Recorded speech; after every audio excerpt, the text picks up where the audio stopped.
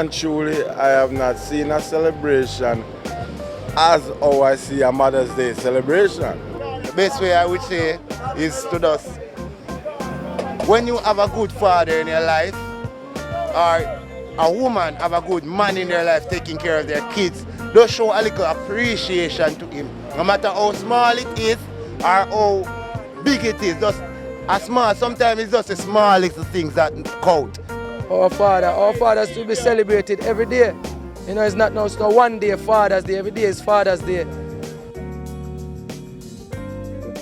Continue to do what you're doing. Take care of your children, no matter what.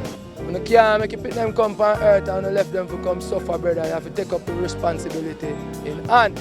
Show up, pay attention, do what you need to do for your child. I don't care if you're the mother, is not dealing, not talking, not greeting, no matter what. I want to pay more keen attention to them and take care of them, guide them, listen to what their story, listen to what they want, listen to what they like, and just try to help them. You know, if it be 100%, you know, even a 25% to a 50 to a 75, it can reach there. And just listen, man.